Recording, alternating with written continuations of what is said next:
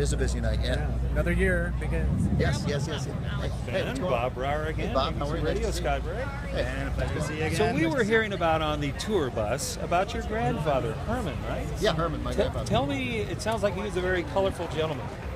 He was a colorful gentleman. I never knew him because he liked to drink.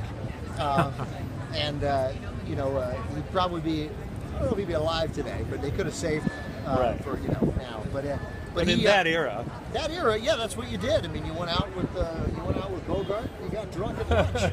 It's not a bad way. And tripped over Barrymore on the way. That's right. It's not a bad way to live.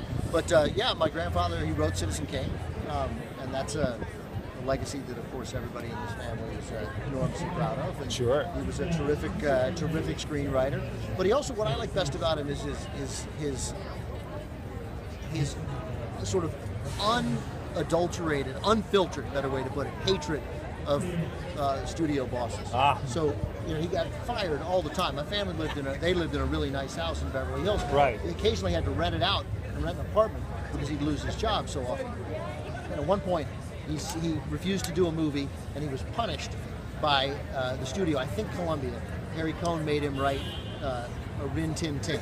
This guy who wrote Citizen Kane, he wanted to write Rin Tin Tin. You're right. So he writes the movie, or fixes the scene they asked him to do, and in the scene, he has Rin Tin Tin, the dog, pick up a baby and carry the baby into a burning building. Wow. So what do you know? He got fired. But to me, I hear that story and I think that's worth it. That's worth listening to. Yeah. So he wasn't tight with Louis B. Mayer or any of the. He couldn't suffer those guys at all.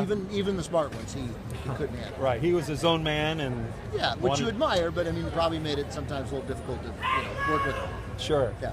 Sure. Well, we're going to enjoy your intros and fun times here at the TCM Festival. All right, Ben. Thanks. How do you define a classic, Ben?